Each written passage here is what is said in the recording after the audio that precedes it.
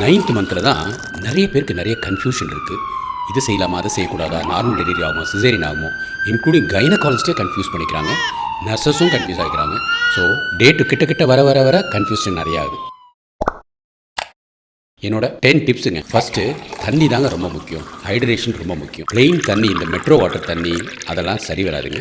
அதையும் குடிக்கணும். அது ஒரு 1.5 லிட்டர் வச்சுக்கோங்க. பாக்கி இருக்க தண்ணி எதுவாக இருக்கும்னா ஸ்ப்ரிங் வாட்டர், அதாவது கிணத்து தண்ணியாக இருக்கணும்.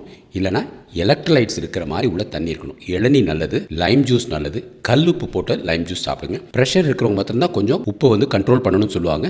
பட் என்னோட சிந்தனைப்படி ப்ரெக்னன்சி ஷுகரில் நீங்கள் உப்பு எப்பயும் சாப்பிட்ற அளவுக்கு சாப்பிட்டுக்கலாம். ஸோ எலக்ட்ரோலைட்ஸ் இருக்கிற தண்ணி, ஹைட்ரேஷன் ரொம்ப முக்கியம். பேபிக்கும் சரி, நஞ்சுக்கும் சரி, உங்கள் ஆரோக்கியத்துக்கும் சரி. 2வது பாயிண்ட் பார்ப்போமா? உங்களோட டெலிவரி டேட் வரைக்குமே நீங்கள் ஒர்க் பண்ணலாம். ஆனால் டிஸ்கம்ஃபர்ட் கட்டாயம் இருக்கும். அதனால் 9th மந்த் முடிஞ்சோட ரெஸ்ட் எடுங்க. ஒர்க் ஃப்ரம் ஹோமாக இருக்கட்டும், இல்லை நீங்கள் ஹவுஸ் ஒய்ஃபாக இருந்தால் கூட உங்கள் அம்மாவோ இல்லை உங்கள் ஹஸ்பண்டோ இல்லை யார் உங்களுக்கு சப்போர்ட் பண்ணுவாங்களோ அது மாதிரி பண்ணிக்கோங்க. ஃபுல்லாக ரெஸ்ட் எடுக்கிறது தேவையில்லை. பட் முடிஞ்ச அளவுக்கு ரெஸ்ட் எடுத்தீங்கன்னு வச்சுக்கோங்க, இந்த பேபி நல்லா கீழே இறங்குறதுக்கு அது ஹெல்ப்ஃபுல்லாக இருக்கும். இடுப்பு விரிஞ்சு கொடுக்கும். இங்கே இருக்கிற 6 போனும் அப்படியே விரியும். அது விரியும் போது கீழே இங்கெல்லாம் பெயின் இருக்கும், இடுப்பில் பெயின் இருக்கும். ஸோ அந்த ஒரு டிஸ்கம்ஃபர்ட் எப்போ வரும்னு சொல்ல முடியாது. பேபி இப்படி நகரும் போது பார்த்தீங்கன்னு வச்சுக்கோங்க, இங்கே இடிச்சுக்கும், சுருக்குன்னு காலில் பெயின் இருக்கும். ஸோ இந்த டிஸ்கம்ஃபர்ட்டுக்காக நல்ல ரெஸ்ட் எடுக்கணும். ரெஸ்ட் ரொம்ப முக்கியம். ரெஸ்ட் எடுத்திங்கன்னா தான் மதர் ஃபீட் பண்ணும்போது ப்ராப்ளம் இருக்காது. டெலிவரி ஆகும்போது சம்டைம்ஸ் 8 மணி நேரம், 12 மணி நேரம், 14 மணி நேரம், 24 மணி நேரம் கூட ஆகும். அதெல்லாம் உங்களால் தாங்க முடியும். ஸோ ரெஸ்ட்டு செகண்ட் பாயிண்ட் ரொம்ப இம்பார்ட்டன்ட். 3rd பாயிண்ட் பார்ப்போமா?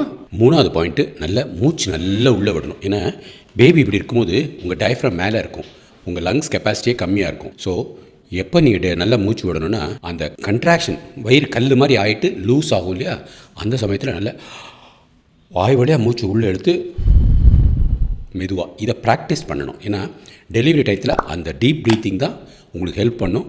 ஆன்டினேட்டல் கிளாஸஸில் கரெக்டாக சொல்லிக் கொடுப்பாங்க. ஹஸ்பண்ட்ஸும் கற்றுக்கிட்டிங்கன்னா டெலிவரி பெயினில் இருக்கும்போது உங்கள் ஒய்ஃபுக்கு நீங்களே சொல்லித்தரலாம். ஸோ டீப் ப்ரீத்திங் எக்ஸசைஸ் ரொம்ப இம்பார்ட்டன்ட். ஆன்டினேட்டல் கிளாஸஸ்லேயே கற்றுக்கோங்க. ஹஸ்பண்ட்ஸும் முடிஞ்ச அளவு கற்றுக்கோங்க. யாரெல்லாம் அந்த கர்ப்பிணி கூட டெலிவரியில் இருக்க போகிறீங்களோ அவங்க கூட இருந்தால் தான் அந்த சப்போர்ட்டில் தான் சுகப்பிரசவம் நல்லா ஆகும், டயர்ட்னஸ் ஆகாது. 4வது பாயிண்ட் பார்ப்போமா? உங்களோட பேக் ரெடி பண்ணணும். நம்மகிட்ட இருக்க மூட நம்பிக்கை, நம்ம இந்த பேக்கை ரெடி பண்ணால் குழந்தைக்கு ஏதோ ஆகிடும் அப்படின்னு நினைப்போம். இதெல்லாம் அப்படி கிடையாதுங்க. நம்மெல்லாம் படித்தவங்க. ஸோ உங்களுக்கு தேவையான லேபர் வார்டில் என்ன ட்ரெஸ் போடணும், லேபர் வார்டுக்கு அப்புறம் மதர் ஃபீட் பண்ணும்போது என்ன ட்ரெஸ் போடணும் அதெல்லாம் எடுத்து வச்சுக்கோங்க. உங்களுக்கு பர்சனல் திங்ஸ் கொஞ்சம் மேக்கப் கிட்டாக இருக்கலாம், இல்லாட்டி முகம் துடைக்கிற துண்டாக இருக்கலாம், இல்லை சில டாய்லெட்ரிஸ் இருக்கலாம். அதெல்லாம் உங்கள் நர்ஸ்ட்டை கேட்டுக்கோங்க. இல்லாட்டி உங்களோட பர்சனல் திங்ஸ் அதெல்லாம் கரெக்டாக எடுத்து வச்சுக்கோங்க. இன்னொன்று சானிட்டரி டவல் உங்களுக்கு எது கரெக்டாக இருக்கோ, கம்ஃபர்டபுளாக இருக்கோ அதை கரெக்டாக எடுத்து வச்சுக்கணும். அடுத்தது பேபிக்கு வேணுங்க. பேபி உங்களுக்கு அப்ராக்சிமேட்டாக தெரியும் 2.5லேருந்து 3.5 இருக்கும் அப்படின்ட்டு.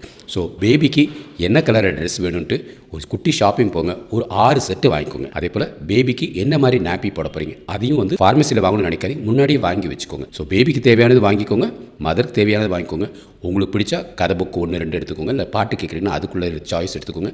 நீங்கள் ரிலாக்ஸ் பண்ணும்போது என்ன பண்ணணும், ஹெட்ஃபோன் எடுத்துக்கணுமா, ஸோ இதெல்லாம் உங்களுக்கு தான் தெரியும். இதெல்லாம் பர்சனல் திங்ஸ். ஸோ பர்சனல் இது நல்லா பேக்கில் பேக் பண்ணி ஒரு மாதத்துக்கு முன்னாடி ரெடியாக எடுத்து வச்சுக்கோங்க. பிரசவ பாதையில் பெரினியம் சொல்லுவாங்க, அதாவது பெண் உறுப்புக்கு கீழே இருக்கிற போகம் தான் பெரினியம். அந்த இடத்த நீங்களே மெதுவாக கையில் வச்சு மசாஜ் பண்ணுங்கள். அந்த மசில் தான் ஸ்ட்ராங் ஆக ஆக உங்களுக்கு டயர் ஆகாமல் குழந்தை நல்லபடியாக வெளியில் வரும்.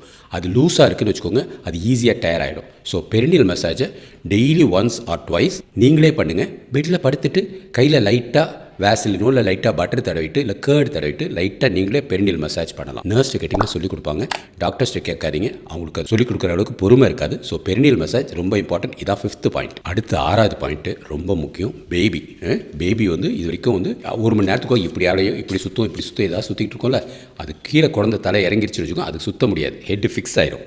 ஹெட் ஃபிக்ஸ் ஆகிடுச்சுன்னா இவ்வளோ தான் டேர்ன் பண்ண முடியும். ஸோ இதை கொஞ்சம் கேர்ஃபுல்லாக நீங்கள் வயிற்றில் கையை வச்சுட்டு இல்லை ஒரு பக்கமாக படுத்துட்டு பேபியோட மூமெண்ட்ஸை கொஞ்சம் நல்லா மானிட்டர் பண்ணுங்கள். ஏதாவது ஒரு வித்தியாசம் இருந்துச்சுன்னு வச்சுக்கோங்க, ஒரு தடவை ஹாஸ்பிட்டலில் போய் டாக்டரையோ நர்ஸையோ பார்த்துட்டு பேபி நல்லா இருக்கா ஒரு செக்அப் பண்ணிட்டு வரது ரொம்ப ரொம்ப நல்லது. ஏன்னா 1000ல் ஒரு குழந்தை சைலண்ட்டாக வயிற்றுக்குள்ளேயே இறந்து போகிற வாய்ப்புகள் இருக்கும். நம்ம அது முன்கூட்டியே தெரிஞ்சுக்கிறது நல்லது. அது ராத்திரி 12 மணியாக இருந்தாலும் சரி, எப்போயா இருந்தாலும் சரி, ஒரு தடவை ஹாஸ்பிட்டலில் போய் செக் பண்ணிக்கிறது எப்போயுமே நல்லது. குழந்தை மூமெண்ட்ஸ் நல்லா இருக்க வரைக்கும் ஒரு ப்ராப்ளம் இல்லை. நல்லா யாருக்கு இருக்காதுன்னா குழந்தை வளர்ச்சி கம்மியாக இருக்கிறவங்களுக்கு, ப்ரெஷர் இருக்கிறவங்களுக்கு, இல்லை முன்னாடியே 1-2 குறப்பிரசவானவங்களுக்கு, இல்லை இன்ஃபெக்ஷன் இருக்கிறவங்களுக்கு, இல்லை சிகரெட் குடிக்கிறவங்க யாராவது வீட்டில் இருந்தால் அவங்களுக்கு, இல்லை சுகர் பேஷண்ட்டுக்கு, நீர் சத்து பாலிஹைட்ராமினஸ் இருந்தாலும் மூமெண்ட்ஸ் கம்மியாக இருக்கும். ஸோ நீங்கள் எல்லாமே குழந்தை மூமெண்ட்ஸை கட்டாயம் பார்த்துக்கணும். இதான் 6வது பாயிண்ட்டு. 7வது பாயிண்ட்டு போமா? அடுத்தது சிம்பிள் எக்ஸசைஸ், ஆக்டிவாக இருக்கணும். ஏன்னா குழந்தை தலை நல்லா இப்படி கீழே இறங்கிருச்சுன்னு வச்சுக்கோங்க, காலில் இருக்கிற ரத்த ஓட்டம்லாம் இங்கே பிளாக் ஆகும் இந்த பக்கம். அப்போ என்ன ஆகும்னா காலில் ரத்தம் கட்டிக்க வாய்ப்புகள் இருக்கும்.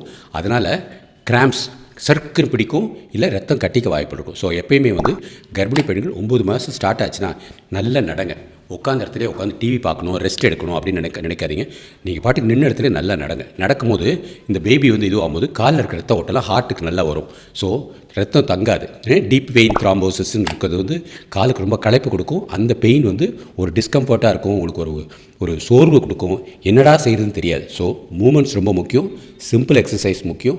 எதெல்லாம் உங்களுக்கு செய்ய முடியுதோ அதெல்லாம் கட்டாயம் செஞ்சுட்டே இருங்க. பெட்லேயே படுத்திருந்துடாதீங்க. 2 குழந்தையாக இருந்தாலும் 3 குழந்தையாக இருந்தாலும் 4 குழந்தையாக இருந்தாலும் கட்டாயம் எக்ஸசைஸ் தான். கொஞ்சம் ஆக்டிவாக இருக்கிறது உங்களுக்கு சோர்வு இல்லாமல் உடம்பு வலி இல்லாமல் நல்லபடியாக இருக்கிறதுக்கு தான். 8வது பாயிண்ட்டு, வயிறு நிறைச்சி சாப்பிடாதீங்க. ஏன்னா குழந்தை இங்கே இருக்கும்போது வயிறு அப்படியே இந்த பக்கம் அமுங்கிரும், சின்னதாக தான் இருக்கும். அதனால் நிறைய சாப்பிட முடியாது. எப்பயும் சாப்பிட்ற அளவுக்கு நீங்கள் 3 இட்லி சாப்பிட்டா தான் வயிறு நிறையும் பசி அடங்கும்னு நினைக்காதீங்க. 1 இட்லி சாப்பிடுங்க, சாம்பார் எடுத்துக்கோங்க, சட்னி எடுத்துக்கோங்க, போதும். பேபிக்கு உங்கள் உடம்புல ஏற்கனவே வந்து 4-5 கிலோக்குள்ளே கொழுப்பு சக்திகள் எல்லாமே இருக்குது. நீங்கள் ஒரு வேளையோ 2 வேளையோ சாப்பிட்லனா கூட ப்ராப்ளம் இருக்காது. முன்னாடி நாங்கள் இருந்த காலத்தில் கொஞ்சம் மீல்ஸாக சாப்பிட சொல்லுவாங்க. அது தேவையில்லைங்க. உங்களுக்கு 1-2 டைம் ஒழுங்காக சாப்பிட்டுட்டு அதுக்கப்புறம் ஃபுல்லாக தண்ணி நிறையா குடிங்க, காய்கறிகள் சாப்பிடுங்க, கொஞ்சம் கைப்பிடி அளவுக்கு நட்ஸ் எடுத்துக்கோங்க, இல்லை பழ வகைகள் எதாவது எடுத்துக்கோங்க. அளவுக்கு மீறி சாப்பிட்டீங்கன்னு வச்சுக்கோங்க, வயிறு, குடல், பெருங்குடல் இதுங்க எல்லாத்துலேயும் உணவு நிறைய இருந்துச்சுன்னு வச்சுக்கோங்க, பேபிக்கு கொஞ்சம் கஷ்டமாக இருக்கும் இல்லையா? ஸோ பேபிக்கு வயிற்றுக்குள்ளே இடம் கொடுக்கணுன்னா நீங்கள் குடல் எல்லாத்தையும் எம்டியாக வச்சுக்கோங்க. 9வது பாயிண்ட்டு, பெல்விக் ஃப்ளோர் எக்ஸசைஸ். பிரசவ பாதையில் இருக்கிற மசில், லெவட்டர் அனை மசில்னு சொல்லுவாங்க. அதை வந்து நீங்கள் சுருக்கமாக பிடிச்சி விடணும். எப்படி நம்ம அவசரமாக யூரின் போகும்போது பிடிச்சிக்கிறோம் இல்லையா, அதுதான் பெல்விக் ஃப்ளோர் எக்ஸசைஸ். அது உட்காந்துருக்கும் போதே பண்ணுங்கள், படுத்திருக்கும் போதும் பண்ணுங்கள். மோஷன் அவசரமாக போதும் நம்ம பிடிச்சிட்டு அவசரமாக டாய்லெட் போகிறோம்ல, இங்கே இருக்கிற மசில்ஸ் எல்லாம் அப்படி நல்ல இறுக்கமாக பிடிச்சிக்கணும். இங்கே உள்ளுக்குள்ளார நிறைய சின்ன மசில்ஸ் இருக்குது, அது எல்லாத்தையும் நீங்கள் பிடிச்சி நல்லா பண்ணிங்கன்னு வச்சுக்கோங்க. அதான் Kegel exercise, pelvic floor exercise. அது நல்லா பண்ணிங்கன்னா உங்களுக்கு பிரசவ பாதை நல்லா ஆரோக்கியமாக இருக்கும். குழந்தை பிறக்கும் போதும் அது லூஸ் ஆகாமல் நல்ல எலாஸ்டிக்காக கரெக்டாக வெளியில் வரும். யூரின் பையும் ஹெல்த்தியாக இருக்கும், மோஷன் போகிற இடமும் ஹெல்த்தியாக இருக்கும். இல்லைனா யூரின் பை கீழே இறங்கிரும், இல்லை மோஷன் போகிறது உங்களுக்கு கண்ட்ரோல் இல்லாமல் கொஞ்சம் லைட்டாக போகும். வெஜேனா உங்களோட பிரசவ உறுப்பு அதுவும் வந்து கொஞ்சம் லைட்டாக தொங்க ஆரம்பிச்சிடும். ஸோ இந்த இடம் ஃபுல்லாகவே டேமேஜ் ஆயிரும் நீங்கள் இந்த கீகல் எக்ஸசைஸ் பண்ணலைன்னா. ஸோ கட்டாயம் கீகல் எக்ஸசைஸ்னால் என்னென்னு டாக்டர்ஸ்ட்டை கேட்டுக்கோங்க, இல்லை நர்சஸ்ட்டை கேட்டுக்கோங்க, இல்லை யூடியூப்பில் பாருங்கள், நானே நிறைய போட்டிருக்கேன். கீகல் எக்ஸசைஸ் ஒன்றும் இல்லைங்க, நம்ம அவசரமாக யூரின் வருது அப்படி அடக்கிக்கிறோம்ல, 1 2 3 4 5 6 அப்புறம் மெதுவாக விடுங்க, அப்புறம் 1 2 அப்படின்னு இது பண்ணுறது. மோஷன் அவசரம் போது அதை பிடிச்சிக்கிறோம்ல, அது மாதிரி தான். ஸோ இந்த இருக்கிற எல்லா மசிலும் அப்படி இறுக்கி பிடிச்சிட்டு மெதுவாக விடுறது, அதை தான் மெயினாக பண்ணணும்.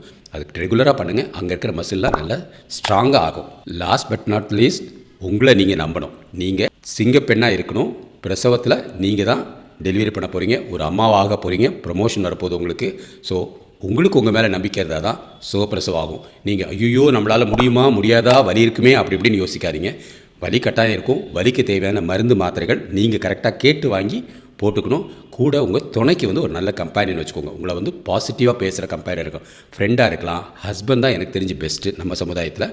அப்படி இல்லைன்னா உங்களுக்கு யார் வந்து நல்ல ஆறுதலாக இருப்பாங்க, நீங்கள் பேசுகிறதோ நீங்கள் சத்தம் போடுறதோ கிண்டல் பண்ணாமல் கேலி பண்ணாமல் உங்களை சப்போர்ட் பண்ணி உன்னால் முடியும் அப்படின்னு சொல்கிறவங்க மாதிரி கூட வச்சுக்கோங்க. இந்த 10 பாயிண்ட்டை ஒழுங்காக ஃபாலோ பண்ணுங்கள். கட்டாயம் உங்கள் டெலிவரி ஒரு மெமரபுளாக இருக்கும், மறக்கவே மாட்டீங்க. உங்கள் பேபியும் ஆரோக்கியமாக இருக்கும். பிறக்கும் போது மோஷன் போயிடுச்சு, இல்லை அழலை, இதெல்லாம் ஒன்றும் இருக்காது. குழந்தை அது பாட்டுக்கு பிறக்கும், அப்படியே எந்திரிச்சு உங்கள் மாடியில் போடுவாங்க. நீங்கள் தொட்டதுக்கப்புறம் தான் பேபி அழ ஆரம்பிக்கும். அம்மாவை தான் முதல்ல பார்க்கணும், அதுக்கப்புறம் தான் நர்சஸ் பார்ப்பாங்க. சரிங்களா? ஸோ இந்த 10 பாயிண்ட் ரொம்ப முக்கியம். இதை 2-3 தடவை போட்டு கேட்டுக்கோங்க, இல்லை ஒரு குறிப்பு எடுத்துக்கோங்க. அதை எடுத்துகிட்டு ப்ராக்டிஸ் பண்ணுங்கள். சுகப்பிரசவம் ப்ராக்டிஸ் தாங்க. நம்ம 10ஆம் கிளாஸ் 12ஆம் கிளாஸ் படித்து பாஸ் பண்ணுறோம் இல்லையா, அது மாதிரி குழந்தை பெற்று எடுக்கிறதும் நமக்கு எல்லாமே ஸ்டெப் வைஸாக வரணும். இயற்கையாக அதுவாக குழந்தை வந்துடும் நினைக்காதீங்க, அதெல்லாம் அந்த காலம். இப்போ இருக்கிற பேபி உங்களோட ஒத்துழைப்பில் தான் சுகமாக நார்மலாக வெளியில் பிறக்கும்.